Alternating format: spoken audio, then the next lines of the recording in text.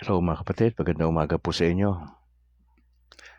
Alas 5:29 sa aking orasan at I'd like to thank God for this opportunity ho na nagkita na naman ho tayo para ho pagsaluhan ang salita ng Diyos. Napakabuti ng Lord sa atin mga kapatid. Tayo po'y manalangin in the name of the Father, and of the Son, and of the Holy Spirit. Ama, samahan niyo kami sa mga oras na ito sa pagbibigay naming ng atensyon sa inyong salita. Bigyan niyo po kami ng kaliwanagan, Banal na Espiritu, na maintindihan namin ang inyong kalooban sa maghapong ito.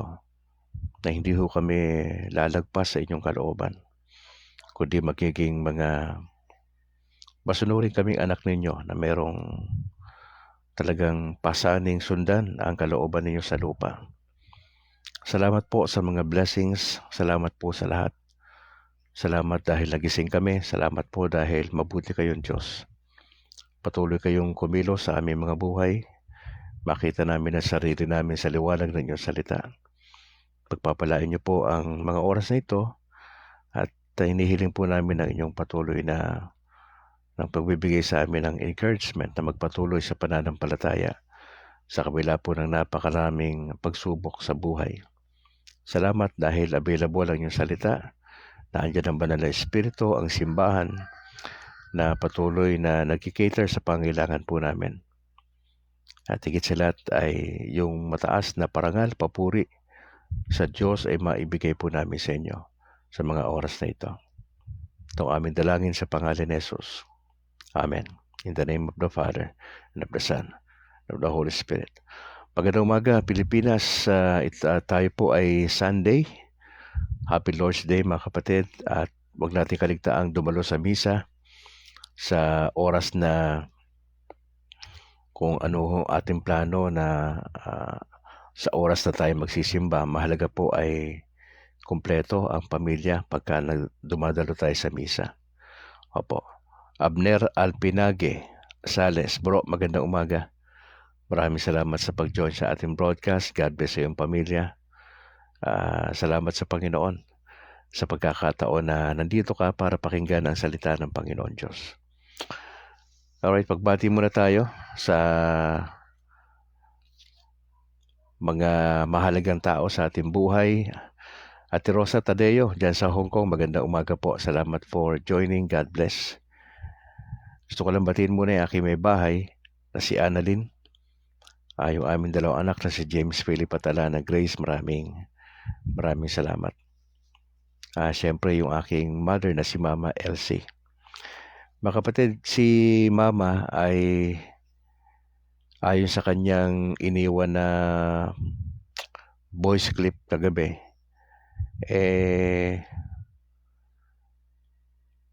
under observation pa rin po. Apo. Wala pa rin pong kwarto na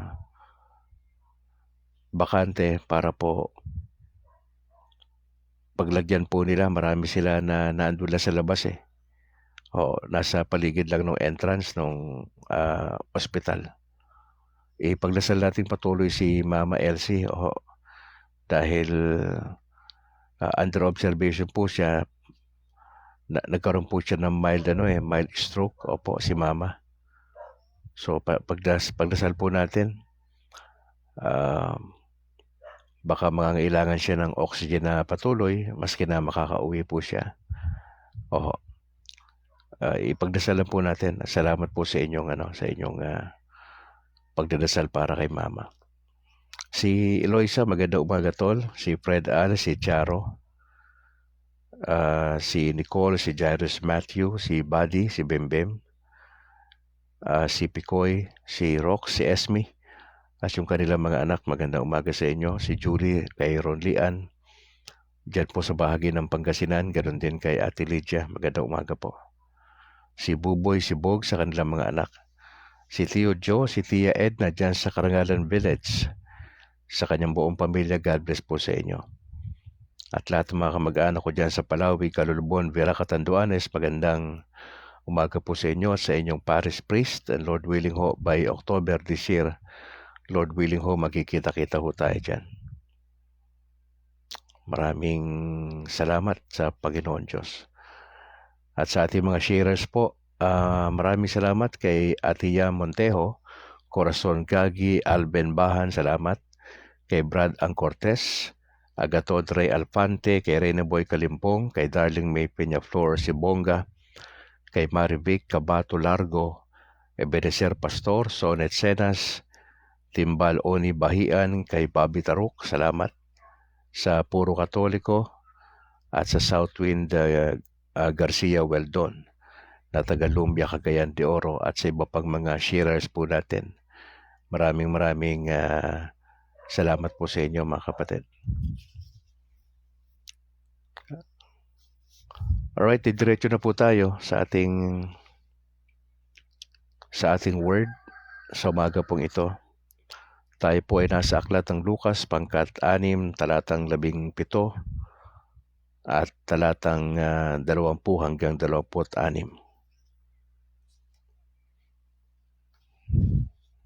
Ito po ay pagkakasabi. Jesus came down with them and stood on a level place with the great crowd of his disciples and a great multitude of people from all Judea, Jerusalem, and the coast of Tyre and Sidon. Then he looked up at his disciples and said, "Blessed are you who are poor, for yours is the kingdom of God. Blessed are you who are hungry now, for you will be filled. Blessed are you who are whipped now, for you will laugh. Blessed are you when people hate you, and when they exclude you, revile you, and defame you on account of the Son of Man. Rejoice in that day and leap for joy, for surely your reward is great in heaven. For what is what their ancestors did to the prophets? But woe to you who are rich, for you have received your consolation. Woe to you who are full now, for you will be hungry. Woe to you who are laughing now, for you will mourn and weep.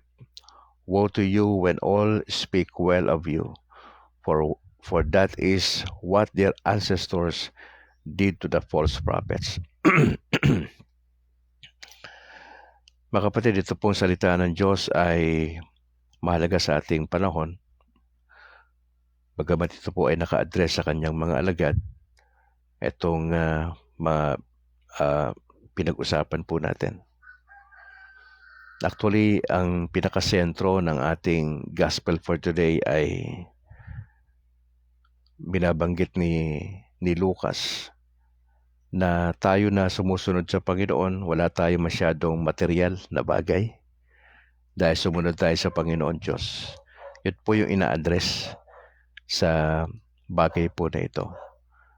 Now, pansinin nyo yung mga alagad ng Panginoon Diyos, yung mga mangingisda, sila Simon Peter at si Andrew, okay? At yung iba pang mga alagad ng Lord. Nung inimbitahan sila ni Jesus na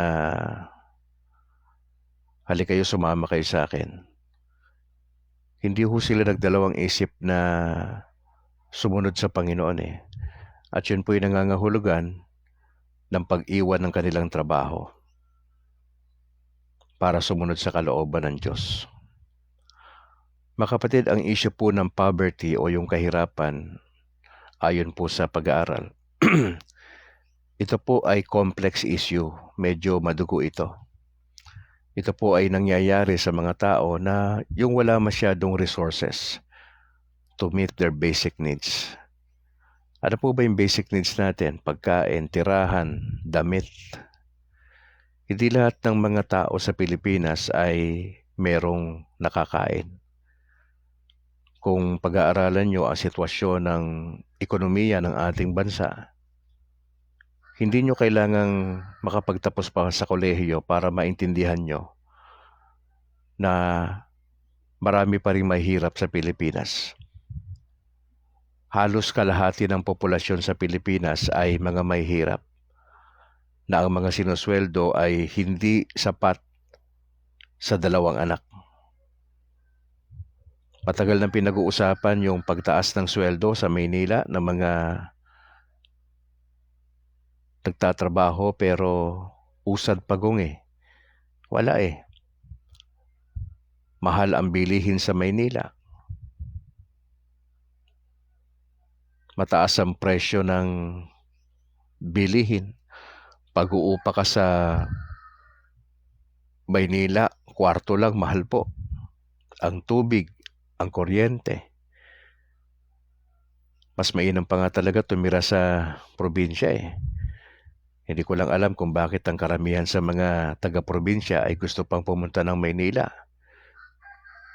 Pero ang karamihan naman sa kanila ay doon tumitira sa squatter area kasi wala naman talagang walang tinapos na pag-aaral, walang alam. Sa Manila, napakabilis po yung takbo ng buhay po doon. Taga Maynila po tayo Alam natin yung sitwasyon sa Manila at saan po nakatira yung mga taga-probinsya doon, na doon sa ilalim ng tulay. Kung nasaan napapanganib yung buhay po nila, doon sila nakatira sa gilid ng riles ng tren na lubhang mapanganib. Mga kapatid, maraming dahilan at epekto itong kahirapan. Ang kahirapan po ay may kinalaman dito yung ating ekonomiya, yung ating social environment, pagdating po sa usaping legal at usaping politika. Alam mo, wala naman sanang naghihirap sa Pilipinas Kung ang mga may pera, mga mayayaman, ay hindi lang sila nakapokus sa kanilang sarili. Kung ang mga nagtatrabaho sa yung mga kargatapas sa probinsya, anong klaseng buhay meron sila 10 taon mula sa araw na ito? Yung ating mga kaibigan, kakilala sa probinsya na hanggang doon na lang. Na kung magkakaroon man sila ng lupa, isasangla nila ito sa may kaya at darating yung punto hindi na mababayaran yung isinangla. Hindi na makukuha dahil sa sobrang kahirapan. At may mga mayayaman naman na nagtitake advantage sa mga mahihirap na hindi lumalaban ng patas kasi wala naman ding edukasyon ang mga mahihirap. Etong poverty na ito ay humahantong po ito sa walang makain, malnutrisyon, wala pong access sa edukasyon, at hindi masyadong pinapansin sa ating society. Nakakaapekto rin ho yung paghihirap doon sa kalusugan ng tao. Wala tayong masyadong access sa malinis na tubig. At pagdating po sa medical care, may problema tayo. Mga mambabatas na napakasakim sa kanilang ambisyon sa politika na nais pang nakawin ang budget sa PhilHealth at ilagay ito sa wala namang kakwenta-kwenta. Ito ay pera ng taong bayan na dapat makinabang ng pondo ng PhilHealth ay yung mga nagkakasakit. Pero nagrereklamo ang karamihan sapagkat kakaunti lang yung binabawas pag nauospital po sila. Ganito ho nangyayari sa ating lipunan. Kaya ho, kung kayo po ay bulat sa katotohanan sa ating paligid, ang sitwasyon sa Pilipinas, hindi ho tayo bumubuti. Araw-araw ay hindi lang sumasama yung ating paligid, kundi maraming taong naghihirap sa Pilipinas. Hindi po exempted dyan yung mga gustong sumunod sa kalooban ng Diyos, yung mga gustong magpare, yung mga nagmamadre, na sila ay tatalikuran yung ambisyon sa buhay para lang makasunod sa ating Panginoon. At ang karamihan nga po ay bagasalat sa material na bagay. Hindi ho ganun kadali iwan ang marangyang pamumuhay at susunod bilang pare. Opo. Kasi may bound ng poverty po Ang pare Mabubuhay po siya ng simple, ayon dun sa kakayahan ng parokya, di ba? Dito po sa Negros allowance lang ho yung natatanggap ng mga pari dito, hindi ho talaga sweldo Opo, allowance lang. At itong mga sumunod dito sa Panginoon Diyos ay tila baga medyo kulang, no? Hindi ganun sa material na bagay. Pero mga kapatid, ang punto po ng ating gospel ay merong reward sa langit later on Bagamat sakto lang sa pangangailangan natin, pero nangako ang Diyos na sa dulo, magbabago po ang lahat. Mga kapatid, itong sinabi ng Panginoon ay nakasentro sa mga alagad. Na para ba sinasabi ng Lord, di bali nang struggle kayo financially sa mga panahon na to. Di bali na kayo ay mahirap sa paningin ng marami. Kayo ay umiiyak. Maraming taong ayaw sa inyo. Binabaliwala nila kayo. Dahil sa inyong pagsunod sa anak ng tao kay Jesus. Ang sabi ng Panginoon sa kanila, matuwa kayo sapagkat meron kayong reward sa langit. Mga kapatid, ang pagsunod sa kalooban ng Diyos, hindi ito laging masaya. Hindi ito laging meron tayo. Nakakaranas din tayo paminsan-minsan na tila baga kulang sa ating pamilya, sa ating mga anak. Nag-i-struggle tayo financially, emotionally, lahat Nag-i-struggle tayo na mga tagasunod kay Kristo, pero ang pangako po sa dulo, magbabago ang lahat. Opo. Karamihan po sa nagdesisyong sumunod sa Panginoong Jesucristo, bagamat medyo may struggle po yun kasi iiwan yung trabaho po para sumunod sa Panginoon Hindi masyadong priority yung pamilya kasi nga nagpas siyang sumunod sa Panginoon Diyos. Diba sabi ng Panginoon sa mga nais sumunod kay Kristo pero mas mahal yung magulang, hindi tayo pwede maging disciple ng Panginoon Diyos. Now, hindi naman po sinasabi ni Jesus na kamuhian mo yung parents mo, mga anak mo, mahal mo sa buhay, kundi ang punto de vista po doon, kung mas mahal mo ang parents mo, mga anak mo, kaysa kay Jesus, hindi ka pwede maging disipulo ni Kristo. Kasi nagdidemand ng total obedience ang Panginoong Jesucristo. Meron tayong mas malalim na ugnayan, pagmamahal, loyalty kay Jesus Christ kumpara sa ating pamilya. Opo. Etong issue na pinag-uusapan natin, bagamat medyo kapos tayo sa buhay, sabihin na nating sakto lang. Ito kasi yung kalooban ng Diyos, mga kapatid Yung mabuhay tayo na simple. Hindi ho kalooban ng Diyos in the first place na maging successful ka sa trabaho mo. Na magkaroon ka lagi ng magandang kalusugan. Hindi ho lagi fruitful tayo. Hindi po sa lahat ng pagkakataon masaya po tayo. Hindi po. Ang kalooban ng Diyos sa atin bilang Katolikong Kristiyano ay masundan natin yung kalooban ng Diyos sa ating buhay. Ano ba kalooban ng Diyos sa atin? Na tayo ay susunod sa pamantayan ng salita ng Diyos na si Kristo ang bida at ang kanyang salita. Kasama na dyan yung ating loyalty sa aral ng simbahang Katolika. Paano tayo susunod sa kalooban ng Diyos ay mangangailangan ng ating loyalty kay Jesus Christ. na gusto kong sabihin bilang Katoliko na hindi ganun kadali ang sumunod sa kalooban ng Diyos.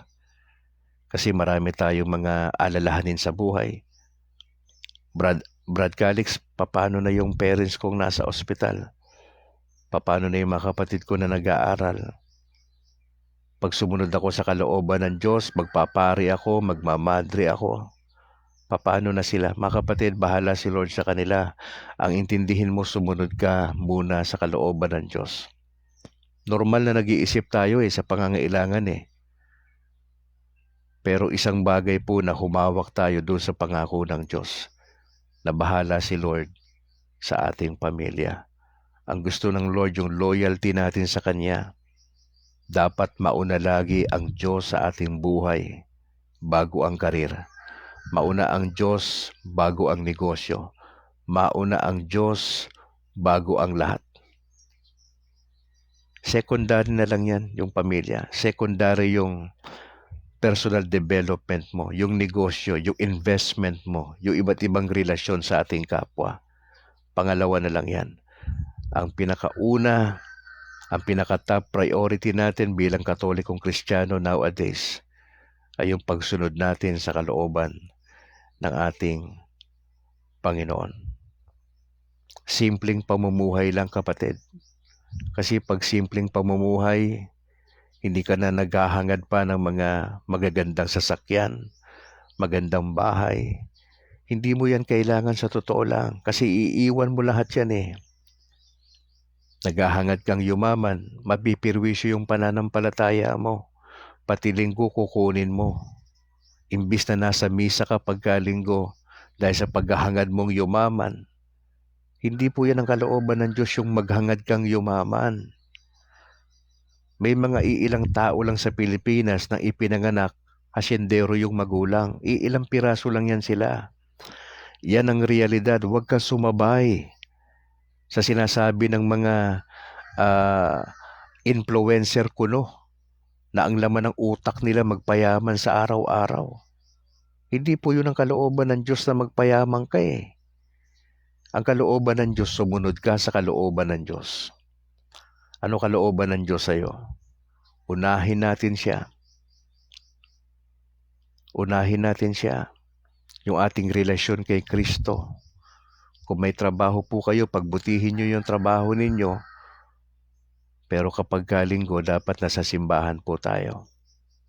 Hindi natin kailangang maghangad ng material na mga bagay. Kung anong meron tayo, yun na po yan. Anyway, ang buhay sa lupa, pansamantala lang Aanhin mo yung magandang tirahan. Kung wala naman ang pagpapala ng Diyos dyan, aanhin mo magandang sasakyan. Kung hindi naman si Lord yung nag-guide dyan, walang proteksyon. Aanhin mo ang magandang tulugan. Hindi mo naman pwedeng bilhin yung magandang tulog. Aanhin mo magandang kama. Aanhin mo masasarap na pagkain kung wala ka namang lasa. Aanhin mo magandang katawan kung lagi ka namang nagkakasakit. Mga kapatid, ang buhay, simplihan mo lang. Ang buhay, simplihan mo. Huwag ka nang magnais pa ng isang bagay na ikalulubog mo. Dahil nainggit ka sa kapwa mo, kaya ka gusto mo yung material na bagay kasi naiinggit ka. Wag na po. Malaking problema yan. Kung ano yung budget natin, dyan lang tayo. No, siyempre, hindi ko naman sinasabi na nagsumikap ka sa pagtatrabaho mo later on, pinagpala ka ng Panginoon Diyos, ibang usapan po yun. Welcome yun. Pero sa mga naglilingkod sa Panginoon Diyos, makontento tayo sa buhay natin. No, kung bibigyan ka ng Lord ng sasakyan, bibigyan ka ng Lord ng bahay at lupa, ibinigay yan sa legal na paraan, hindi sa illegal na paraan. Magpasalamat po tayo. Pero mga kapatid, nagdi-demand ng obedience ang mission na nag-aantay sa atin. Our mission for today, for this year, ay evangelization. Paano natin dadalhin ang ebanghelyo sa ibang tao, sa kapitbahay, sa kasama mo sa work. Kung estudyante ka, sa kapwa mo estudyante, paano mo dadalhin yung ebanghelyo? Yan yung mission natin. May nagsabi nga po na discipleship is both demanding and rewarding. Pag sinabing discipleship, disciple, tagasunod, apprentice, estudyante, yan po ang Katoliko. Dapat disciple tayo ni Jesus Christ. Hindi tayo disciple nung ating bishop at nung ating pare. Sila din ho ay obligadong sumunod sa kalooban ng Diyos. Even yung ating Santo Papa na nag-i-struggle sa kanyang kalusugan sa ngayon. Magsimula sa Santo Papa, sa lahat ng kardinal sa Vatican, sa mga archbishop, bishop, sa Monsignor, sa mga kaparian po natin at sa mga diakono at sa mga laiko. Lahat po tayo ay dapat nakatingin kay Kristo. At kung paano natin masusundan yung kalooban ng Diyos, dapat lahat tayo ay mga disipulo ng ating Panginoon. At nagdidiman po yan, yung pagiging disipulo ni Kristo, ng total obedience. Yung buo, kompletong pagsunod sa kalooban ng Diyos. Hindi po kailanman sinasabihan ng mga tagasunod ni Kristo na unahin natin ang sarili natin. O ang priority natin magpakayaman sa mundo na ito. Mga kapatid, temporary lahat yan. Maraming naghangad yumaman, nagkaroon sila ng problema sa kanilang pananampalataya. Kasi maski na linggo, nagtatrabaho po sila. Ang katwiran nila, Brad Calix, nakakaintindi naman si Lord eh. Mabait naman si Lord eh. Pero disobedient ka kapatid, hindi yan ang kalooban ng Diyos. Ang kalooban ng Lord sa iyo, may 6 na araw ka magtatrabaho at ang isang araw dyan ay nakatalaga para sa Diyos. Huwag ka mga tuwiran na mali. Ang linggo, yan na nga lang eh, di ba? Yan na nga lang yung normal na kung saan sumasamba tayo sa ating Panginoon. Dumadalo tayo sa misa. Pag kinuha pa natin yung kapatid, sobra na po yan. Hindi na yan makatarungan.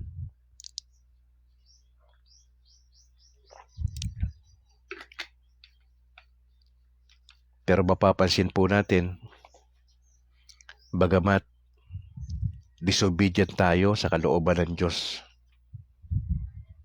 most of the time, yung pagmamahal ng Diyos hindi nagbabago eh. Iniingatan ka pa rin niya.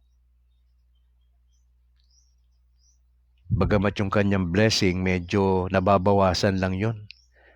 Kasi nga gusto ng Lord, susunod tayo sa kanyang kalooban, mga kapatid. Ang aking hamon po sa ating mga Katoliko, sa ating pagsunod sa ating Panginoon Diyos, importante po na ma-realize natin na ang priority natin si Jesus. Kasi pag once na-realize mo yan, pangalawa na ma-realize mo na hindi lang priority mo siya, kundi sasamahan ka niya sa journey mo etong taon na to. Ang resulta po niyan, ano man ang sitwasyon mo sa buhay, nagkakasakit ka man, struggle ka financially, may mga problema tayong dinadaanan, last year hindi pa tapos yung problema, dala mo pa rin itong February, marahil dadalhin mo hanggang sa sapitin mo yung birthday mo, hanggang December dadalhin mo pa rin. Pero ang maganda nito, maski na hindi natatapos ang problema, ang isang maganda rito, sinasamahan tayo ng Diyos sa ating journey. Yun po yung magandang encouragement eh. Ano man ang sitwasyon natin, sinasamahan tayo ng Diyos sa ating paglalakbay sa buhay pananampalataya. At magandang encouragement na po yun para sa atin na magpatuloy sa laban. Bakit ka magpapatuloy bilang Katoliko? Kasi nga sinasamahan ka ng Lord eh. Meron tayong banal na espiritu na pumapatnubay sa atin, liban sa ating mga personal guardian angels. May mga saints tayo na pwedeng lapitan, na mga buhay na nasa langit, na pwedeng mag-intercede for us and with us. Na andyan si Mama Mary na to encourage us. Now, it's a matter na yung ating mindset maganda, yung ating attitude bilang Katoliko eh. Yun lang naman ho yung kailangan natin ding isaalang-alang, yung mindset natin. Paano ba tayo nag-iisip? Gaano kalawak, gaano kalalim yung realization mo sa araw-araw that God is good sa kabila ng minsan ayaw mo siyang sundin. Minsan isinasantabi mo si Lord. Minsan hindi mo sinasama si Lord sa plano mo sa buhay. But still, God loves us. Mahal pa rin tayo ng Panginoon Diyos kasi gusto niya ma-realize natin na hindi kumpleto ang buhay kung wala siya. Yung tunay na success, kapatid, ay yung pagsunod sa kalooban ng Diyos. Hindi po yung pagkakamit ng material. Ulitin ko sa inyo, ang material na bagay, nasisira yan, nawawala yan, ninanakaw yan, pansamantala yan, dadaan lang yan sa palad mo. Sigurado ka ba na yung latest model ng sasakyan, hindi yan mababangga? Hindi yan magagalusan? Hindi mapaplatan yung goma na yan? Sigurado ka ba na safe ka dyan sa sasakyan na yan na latest model? Na naka 4x4 pa siguro yan? Sigurado ka ba na yung pera mo sa bangko hindi mauubos yan? Yung investment mo sa ibang bansa? Na magkakaroon ka ng partner na naggahaman? Nalolokohin ka in the process? Na mai-scam ka? Sigurado ka ba? Sa mga kausap mo sa negosyo, araw-araw mga tapat? Mga honest na tao yung kausap mo? Mga kapatid, yung ating security na kay Jesus. Huwag na po tayo maghangad na yumaman pa. Simpleng buhay lang po. Sakto lang, pero sobra. At yung sobra na yon para sa ating kapwa na may tutulong natin. Kaya sinusobrahan ng Lord ang blessing. Kasi gusto ng Lord na i-share mo yung blessing sa iba. Kaya may sobra. Sakto sa pangangailangan natin, pero sobra para sa iba. Let me remind you, kapatid, na ang pagiging Katoliko ay magkokombinasyon po ng masaya po ito at malungkot. Masaya kasi marami tayong struggles, sinasamahan tayo ng Lord. Minsan malungkot kasi yun ang realidad ng buhay. Even si Jesus nakaranas ng kalungkutan sa buhay. Nang mamatay si Lazarus na kanyang best friend, yung kanyang mga alagad na iniwan po siya nung siya hinuli na po sa garden ng Getsemani. Nagsitakas yung mga alagad At yung kawalan ng pananampalataya ng kanyang mga alagad nung siya kasama pa nila. Sa mga pagdududa po nila at natin ng mga follower ni Jesus Christ. Pero sa kabila nito, ang gusto mangyari ng Lord sa ating mga Katoliko, etong taon na to at sa kanyang muling pagparito, makita niya tayo na sumusunod tayo sa kanyang kalooban. Siya yung inaantay nating paparating na hari ng mga hari at Diyos ng mga Diyos. Si Kristo ang pinaka-sentro ng simbahang Katoliko. Hindi si Pope Francis. Ang dapat nating bigyan ng pansin sa buhay na ito bilang Katoliko ay si Jesus. Siyempre, nandyan ang kanyang ina na dapat nating patuloy na nire-respeto. Ang mga santo na nagbuwis ng kanilang buhay, na nagsilbing mga witnesses sa ating panahon, na mas gugustuhin pa nilang mamatay alang-alang sa pananampalataya kaysa tumalikod sa kanilang pagkakilala kay Kristo. Mga kapatid, manatili po tayong Katoliko at gampanan natin ang ating pagiging missionary. Tayo pong lahat ay missionary, mga kapatid. May pananagutan tayong dalhin ang ebanghelyo sa iba. Hindi lang ito para sa atin. At yung mga kapwa nating Katoliko, let us invite them to join with us. Let us journey together. Maghawak-hawak tayo ng kamay. Sabay-sabay po tayo na magpatuloy sa hamon ng buhay bilang mga alagad, na hindi tayo bumibitaw sa bawat isa. Let us encourage one another. Sa mga nanghihina nating kasama na hindi na ho nagsisimba, let us encourage them, puntahan natin sa bahay. Huwag na nating antayin pa yung pari nating gawin yan. Wala na silang panahon para dyan. Tayo mga laiko na ho, tayo mga layman, ang laity na, gagawa tayo ng paraan. May nakita tayong problema sa parokya, gawa tayo ng paraan, huwag na natin palaki ng issue. Magkasundo-sundo tayo. Huwag tayong magkanya-kanya. Kasi pag nagkanya-kanya tayo, mauubos tayo. Hindi natin kailangan magkanya-kanya. Sama-sama, tulong-tulong, kapit-bisig tayo na patuloy na ipinaglalaban ng ating pananampalataya. 6:06 ng umaga at sana po ay patuloy tayong gabayan ng ating Panginoon. Gusto kong batiin yung mga nandito ngayon sa ating broadcast. Si Ate Ya Montejo, salamat ate. Kay Bobby Taruk, maraming salamat bro. Mapagpala umaga po sa ating lahat. Ang sabi ni Ate Yam, good morning Brad Calix, happy blessed Sunday. Ganun din kay Jermilyn Honasan, salamat sa pag-join sa ating broadcast mula dyan sa San Pedro, Laguna. Sa ating kaibigang pastor na si Babes Acosta, at the same time evangelist po. Salamat for joining. God bless sa buong pamilya, pastor. Kay Ate Corazon Gagi, salamat po. Good morning po bro. Have a great day everyone, ang sabi niya. Sino pa yun nandito? Si Rapet Abelyar, magandang umaga bro. God bless sa pamilya. Kay Jenny Valera Parisan, ito'y kumari ko yung kanyang anak ay inaanak ko sa Binyag. Opo.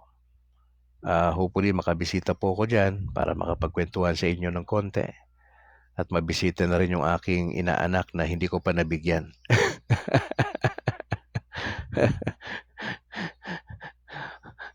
At may panalangin din po kayo. Maraming salamat Jenny Valera Parisan. Oo. Regards lang kay Mr. ha. Oo. Kay Alvin Behan bro, Bahan, maraming salamat for joining. Si Abner Alpinagia Sales. Maraming salamat bro. Nakikita ko yung kasipagan mo sa pagpo-post mo sa Facebook. Salamat. Para sa pamilya yan, di ba? Aking hangad ay magkaroon kayo ng magandang kalusugan. Kasi napakahirap pagka may pag may sakit tayo, di ba? Ang hirap magtrabaho, apektado lahat. Kay Rosa Tadeo dyan sa Hong Kong, maraming salamat kapatid for joining sa ating broadcast. Sabi niya, good morning and a blessed Sunday, Brad Calix, at kay Ma'am Annalyn at sa iyong buong pamilya, sa lahat pong nanonood ngayon. Ingat po at God bless po sa ating lahat. Si Sibongga nandito.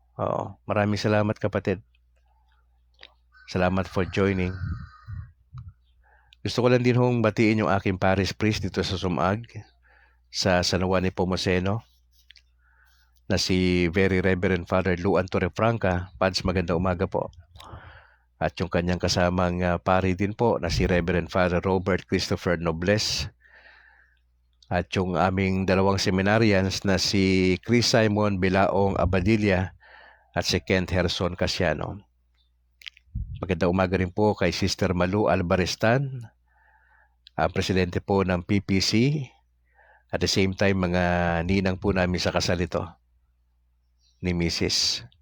Si Bro Bernardo Apoyon sa finance at ninong din po namin sa kasal ito.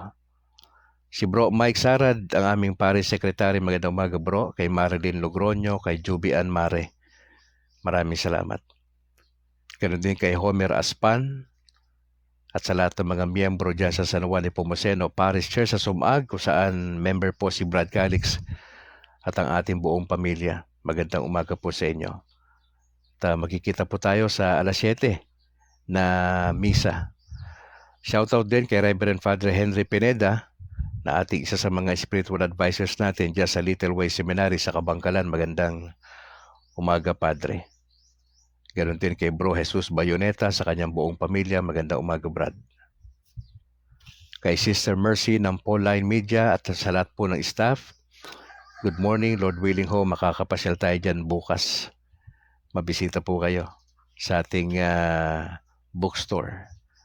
Shoutout kay Edito Banyo, kay Father Edito Banyo at kay Reverend Father Albao dyan sa San Isidro Parish, Banay-Banay, Davao Oriental, mula po kay Rene Boy Kalimpong. Shoutout din kay Reverend Father Greg Vega, kay Reverend Father Gabriel Torres, Reverend Father Eduardo Musni ng San Lorenzo Ruiz, sa Binalbagan Servants of the Divine Mercy, kay Bro Chubby Martin, saka kay Bro Boots Uy, magandang umaga po sa inyo, at sa kanilang mga elders na si Bro Pabs Gonzales, John English, at sa grupong All for Jesus Life Ministry, at sa kanilang mga kapatid na si Bro Johnny Bigay, Willie Canseco, at Joseph Benedicto. Sa PESMA Plus sa Israel, magandang umaga, tanghali, gabi mga kapatid. Sa PESMA Plus, kay Bro Romel Jerry Natalio, God bless. Sa Latin Rosaries Missionaries, magandang umaga po. At gusto po nating i-acknowledge yung mga overseas natin, ng mga kapatiran, na nananalangin po para sa ating broadcast.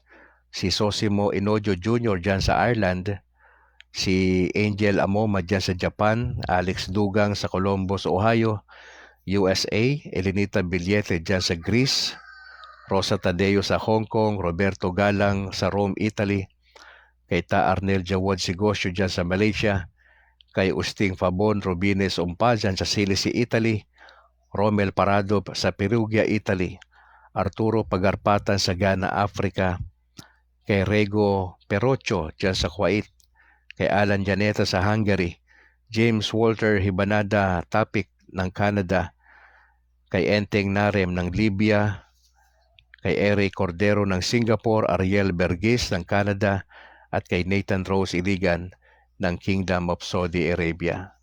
Mga kapatid, announcement po. Ang Association of Pastors Converted to Roman Catholic Church in the Philippines, Incorporated ho, na pinangungunahan ni Bro Noe Dora bilang ministry head, ay magkakaroon sila ng selebrasyon sa kanila ika-10 taon. Diyan po yan sa Pastors Formation House sa Lumbia, Cagayan de Oro, etong darating na March 4. Shoutout kay Archbishop Julius Tonel, DD ang spiritual advisor po nila. Magkakaroon ng Thanksgiving Mass for the Gift of Salvation. Ika-10 taon ng Association of Pastors Converted to Roman Catholic Church in the Philippines, Incorporated, na kasama po tayo rito sa grupo na ito. At si Bro Noe Dora ay umiikot po sa buong Pilipinas upang magbigay ng mga talks sa iba't ibang simbahan. Mga kapatid, dito sa mga taga-Negros ay patuloy nating ipagdasal ang grupo ng Catholic Faith Defenders, kung saan kasama rin si Brad Calix. Sumasahimpapawid na po sa DYAF ang grupo ng CFD. Meron po tayong programa pagkasabado, Historia Sagrada, alas 8 na umaga hanggang alas 9. Pagkalinggo naman ang Liwan nga Dalan, alauna ng hapon hanggang alas 2. Katoliko ako, DYAF ang radyo ko. So ipanalangin po natin yan.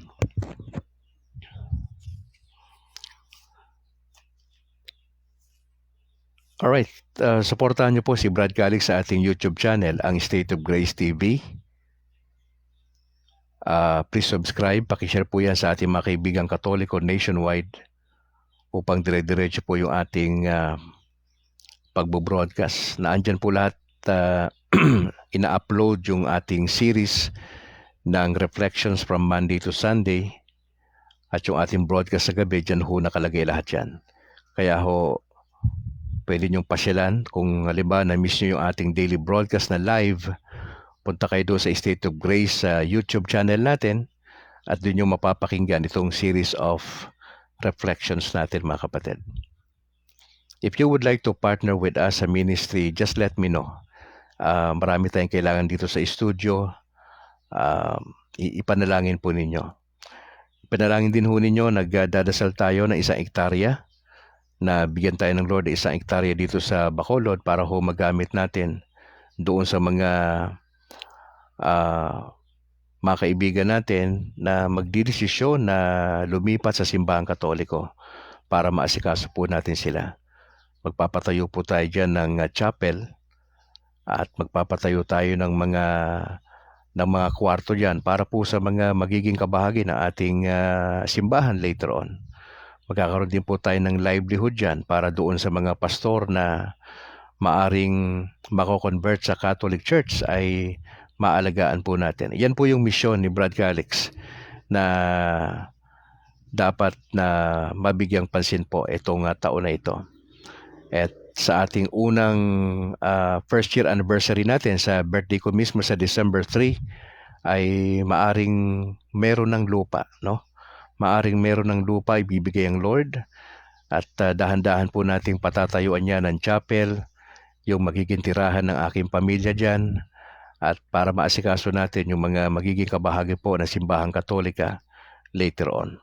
Ipagdasal niyo po, medyo mabigat po na proseso yan, hindi po yan ganun kadali, pero alam ko na kung yan ay kalooban ng Diyos, ipoprovide ng Lord ang lupa, ipoprovide ng Lord ang tamang tao na makakasama natin dyan, at ipoprovide ng Lord lahat ng needs upang maipatayo ang chapel, ang aming maliit na tirahan, at yung mga kwarto dyan doon sa mga pastors na magiging bahagi po ng gawain po ng Panginoon Diyos para sama-sama naming iproklama ang kabutihan ng Diyos sa ibang tao, sa iba't ibang komunidad. Yan po ang layunin ng ating request. Ipagdasal niyo po yung intention natin na yan. Nasamahan po tayo ng Panginoon Diyos at ng ating inang Birheng Maria. Sige po, tayo po ay mananalangin in the name of the Father and of the Son and of the Holy Spirit. Ama, salamat po sa umagang ito sa pagkakataon na kami ho ay nagkadaupang palad na alaman namin ang salita ninyo na ang discipleship pala ay very demanding at nangangahulugan ito ng focus namin kay Jesus. Hindi namin priority sa panahon na to ang yumaman. Ang priority namin ay sundan ang kalooban ng Diyos sa aming mga buhay. Yung simpleng pamumuhay ay napaka-importante sa lahat ng mga disipulo ng Panginoong Diyos. Dapat wala kami masyadong bagahe na iniintindi as we serve the Lord. Lalo na siyempre sa mga kaparian po namin, sa mga madre at sa mga nasa religious orders at kami ng mga laiko na may ganitong tungkulin na nakaatang sa aming mga balikat. Mahalaga sa amin as we comply itong evangelization, itong synodality ho na binabanggit ng aming Santo Papa Francis at ng aming mga bishops ay maging totoo ito sa aming buhay bilang Katoliko. Pinagdadasal po namin ang aming Santo Papa Francis sa kanyang karamdaman. Siya po ay naka-confine sa isang ospital sa Vatican ngayon na nangangalaga po sa kanyang kalusugan. Pahintulot niyo po, Ama, na siya po ay makaka-recover kaagad sa kanyang bronchitis ayon sa balita. Pinagdadasal din po namin ang lahat ng mga kardinal sa Vatican na patuloy manalangin at patuloy ganapin ang kalooban ng Diyos sa lahat ng mga archbishop, bishop, Monsignor, sa lahat ng mga kaparian na magawa po nila yung kalooban ng Diyos. At siyempre kami ng mga laiko, magampanan namin yung aming responsibilidad na back-upan ang aming pare sa parokya. Maging aktibo kami sa evangelization. Maging bahagi kami ng iba't ibang klaseng ministry sa loob ng parokya. Kasama na po dyan yung maayos na pamumuhay. Pinagdadasal namin ang magandang kalusugan ng bawat isa. Lord, patuloy kayong kumilos sa buhay ng bawat laiko, lalo na yung involved sa different ministries. Wala masyadong pondo rito pero kami nagsusumikap na sa aming pagkakaisa ay maipagpapatuloy ang ministeryo ng evangelization. Maraming salamat po sa opportunity na kami ay inyong binibigyan ng extended na buhay sa araw na ito. Sana wag naming aksayahin ng panahon na hindi kami makapagkwento sa iba patungkol kay Kristo. Maraming salamat po sa makasama namin sa broadcast today. Samahan nyo kami at ma-enjoy yung pagdalo sa misa.